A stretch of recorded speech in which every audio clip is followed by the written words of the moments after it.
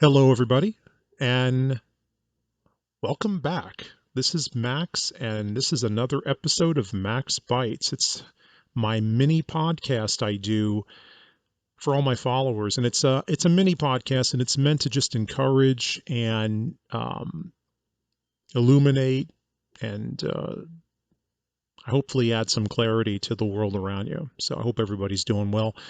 It has been a while, so I apologize for that. I have been very busy, as my ardent supporters and followers know. I have a lot of irons in the fire at any one time, and so I've been preoccupied with a lot of different things.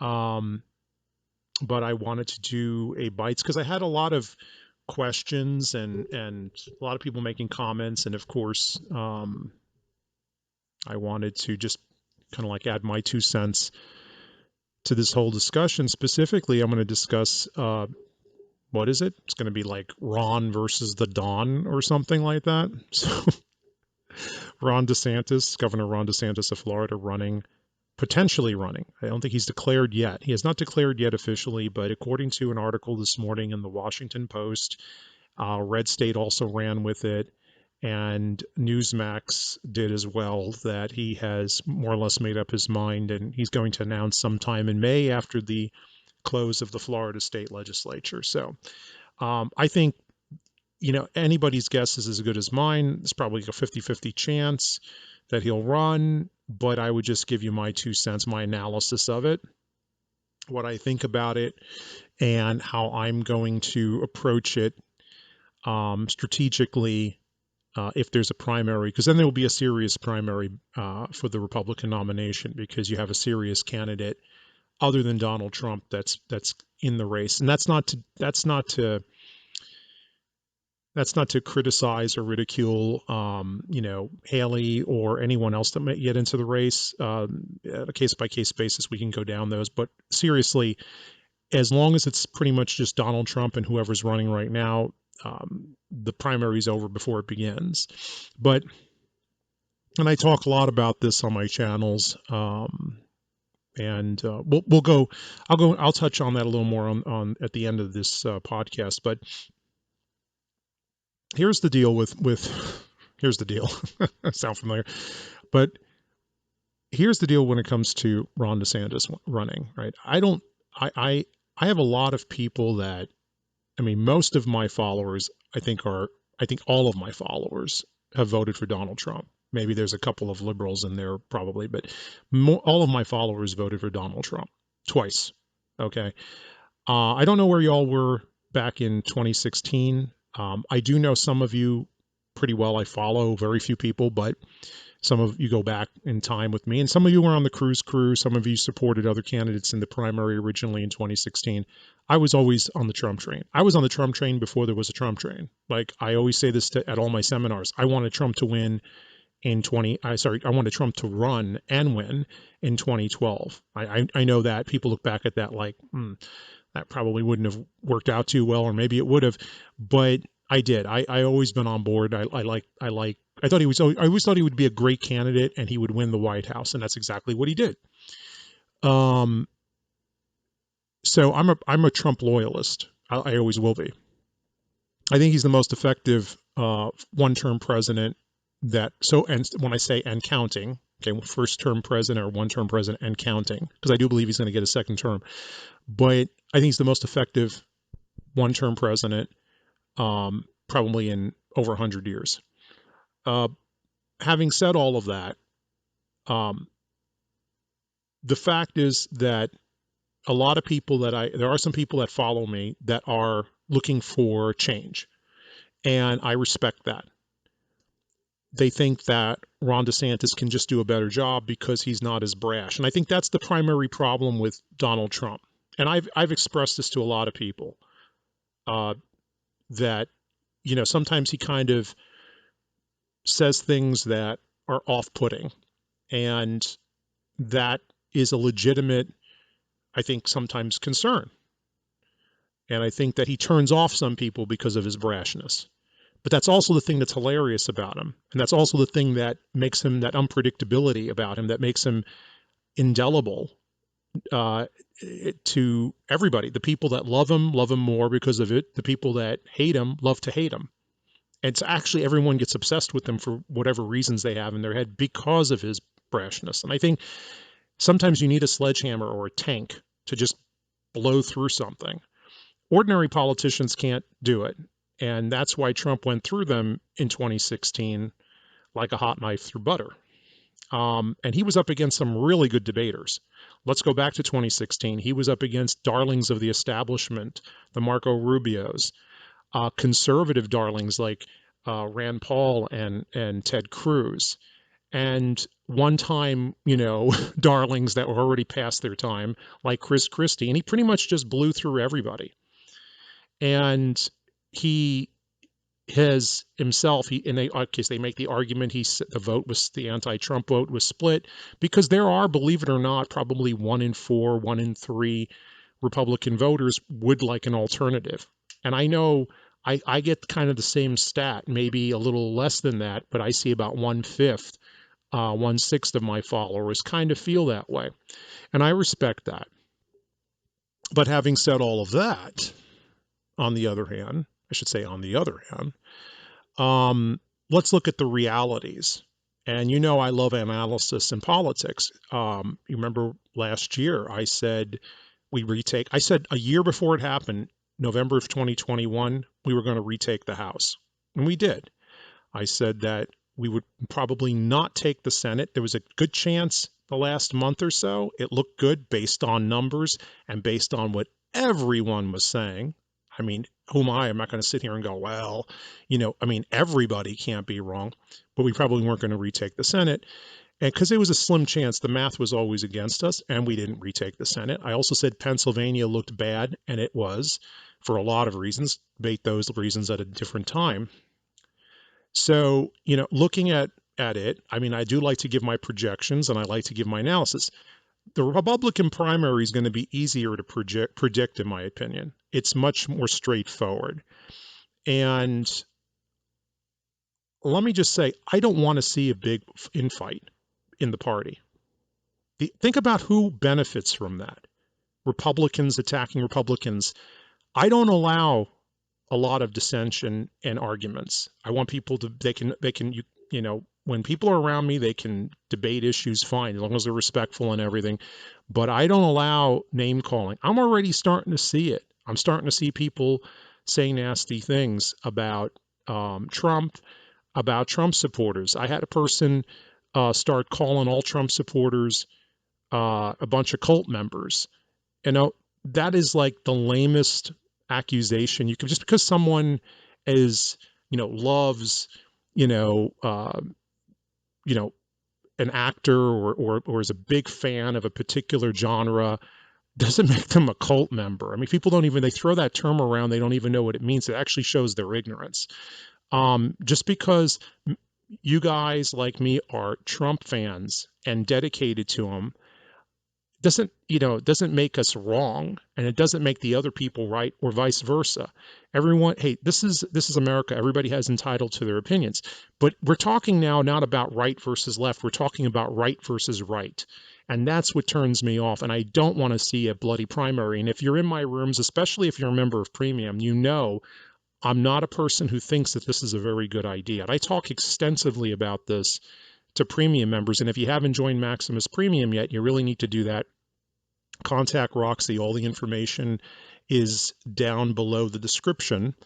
And I think you'll really enjoy it. Give it a try. A lot of people have, and they just love it. I have a lot of members of Premium. If you don't want to join Premium, you can also get my newsletter, Max Tracks. The second issue is now coming out very shortly. So contact Roxie about that. You can sign up for Max Tracks, RoxieBalboa, the number 1 at gmail.com. Again, link in the description. But back to it, I don't want to see a bloody civil war. It could erupt into that. And now here's my thing. I think Ron DeSantis should be president someday. I think he'd probably be a great vice president. And I know you guys have seen me tweet about this and post about this. my dream ticket's Trump and DeSantis. I think that's the way it should be set up. I think it's stupid for Ken Cuccinelli to come out with a video and a CPAC supporting the idea of Ron running now. I think Ron should work on laying the foundations, and in reality, that's could be also what he's doing. I mean, he could be building a coalition for 2028. I think he should be the vice president. I think as the vice president, he could go on to being the next president. The idea is Trump's a one-term president, however you look at it. I mean, one more term. And after that, it's going to be who you voting when you vote in 2024. If Trump is the nominee, you're going to be voting for whoever's vice president is. That's because we're looking for 8 more years after that. And DeSantis could probably pull that off. He's so young. I mean, he's a young guy. He's got a lot in front of him yet. He should be a successful full two-term governor of Florida. And I just think that if somebody could get, and I hope they hear this, if somebody could get these two gentlemen that have so much to offer the country together to sit down at a table and just talk and communicate, they could put aside petty high school-like differences, in this petty back and forth that they do. I know the counter argument is that Trump is the one that takes the pot shots and DeSantis doesn't. But still, I think there's clearly enough ego going around on both sides. Just get them around a table. I think they could work together, and I would like to see them work together. And I know there are people on, again, followers of mine who feel that Ron DeSantis is a sellout and all this. They weren't saying that about him 6 months ago. It's only when he started talking about, or people around him started talking about becoming president. And all of a sudden they start, pulling stuff out that, he's a sellout, he's a rhino, he's this, he's that. Come on, guys. I mean, seriously. Okay. He's not a sellout or rhino. I mean, he may have rhino friends. Okay. Because they have their agenda. And I think he gets bad advice. And I think he's actually being drafted, which is never a successful candidacy when people have to be convinced to run for something instead of themselves having the coalition. Because you see, Ron DeSantis, and this is something I have written article upon article on Fortress Maximus, which is my premium service. Ron DeSantis is his base, whatever it is in reality Trump's base. I mean, it's all about how many people are going to remain loyal to Trump. It isn't like he's got a whole nother, set of voters out there that have nothing to do with Trump. All of his voters are Trump voters, or were Trump voters, or would be Trump voters if he wasn't in the race. So it's about how many can he siphon off. Now, here's the facts. Trump's going to win Iowa out the door, the Iowa caucuses, probably in a blowout. Okay, that's kind of his state.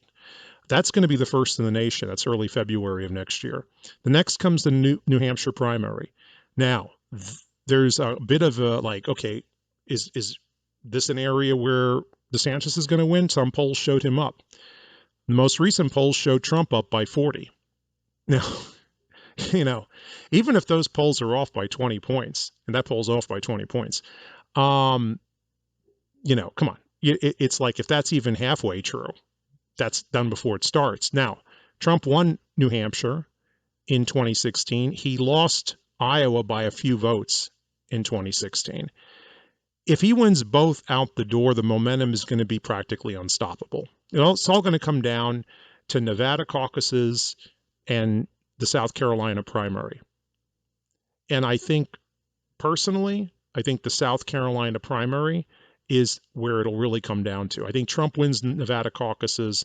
I think that's his third home.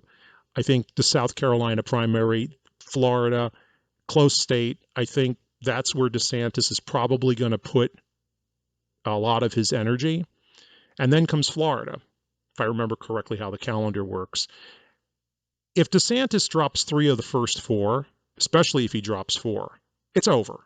He will be much like Giuliani did in 2008, making Florida his last stand, and I think he'll be very competitive at that point, because whatever the polls are saying before the early races, before February of next year, after Trump wins he's going to win at least 2 of the first 3. It's just history is just against it. And then we go into the other states, the Midwest and everything. They kind of start, all the different states, you pull one out from here and there. And I just think you start replicating. It looks like 2016, but it's like more in Trump's favor at that point. Now, some of you may disagree with me on that, but that's just how I see the race going. And it gets down again, if Trump wins Iowa, and Trump's going to win Iowa, and if Trump wins New Hampshire, really seals the deal. He becomes a juggernaut, and he does really good. People say he does really good in a divided field. He also does really good as an outsider, and he's going to paint anybody running against him as an insider, as an establishment politician. So that's how I view it. And I think that on a practical level, none of this has to happen, and we could actually have a ticket between these two candidates. Now, the flip side is this could all happen anyway. Trump wins the primary, and he still asks DeSantis to be his nominee for vice president. Whether DeSantis would accept that is another thing. There is one caveat to all of this. Trump can't have I was going to say Pence, my bad. Trump can't have DeSantis as his vice president unless he relocates. Not because there's an actual constitutional prohibition against it. It's just that the Florida electors can only cast their votes under the 12th Amendment for one candidate, not from one state. So not two candidates from the same state. And that is critically important in a tight election. You don't want to go into an election with a state off, basically the two candidates share one state as their home state, and so one state is literally off the table. You may need those 30 electoral votes, because that's what it's going to be in 2024, 30 electoral votes, Florida. So Trump would have to technically relocate, and he could relocate to Nevada. I would probably argue if I was suggesting this to him, if I was advising him, I would say, well, you want to relocate to Nevada. You could to New Jersey or someplace like that because he has affiliations there, but I would go Nevada. That's his third home anyway. There's New York, Florida, and Nevada, and the Trump empire. So, that's the way I would look at it. I would suggest that, but I would really hope that we're having that conversation 6 months from now, a year from now, and not a conversation where we went through the bloodiest, politically speaking, primary in GOP history, because all of the opposition research is going to be against Trump. So in a sense, DeSantis is going to have to attack Trump, and he's going to be doing a lot of Joe Biden or whoever the Democrat nominee ends up being, their work for them. And that's another reason why I don't want to see a primary. We don't need more oppo research. What we need is a unified Republican Party working for the people. Democrats do not go through this. I know Bernie versus Hillary and then Hillary versus Obama. They have those spats, but they stay more or less unified. It's almost like some force wants to divide the GOP. And all that helps is, who does that help at the end of the day? The man in the White House, or whoever it is that ends up being the Democrat nominee. So that is my case for Donald Trump, at least in part. And if you want to really pick my brain on this subject, join Maximus Premium, because no fooling, or become a member of, subscribe to Max Tracks, and you get it free with your membership to Maximus Premium, because you would really enjoy it. So contact Roxie, descriptions below. RoxieBalboa1 at gmail.com. Also, I'll be discussing this at a second encore to my newest seminar, Civics Maximus 501. That's Socialism versus Capitalism. It is an excellent seminar. It was a lot of fun. We had dozens of patriots there to the first two performances last month. Love to have you there. It's going to be March 31st through April 1st. Stick around at the end of this video. We have something really special for you. And let me a favor, give me a thumbs up, leave a comment. I love the comments. And subscribe, hit the subscribe button, and let's slip the dogs of war. If you really enjoyed it, because I do like that. I like reading the comments. Leave a comment, thumbs up, subscribe. Love you guys. And I hope to see you around the campfire real soon. Have a wonderful rest of your day. Bye-bye. Ciao.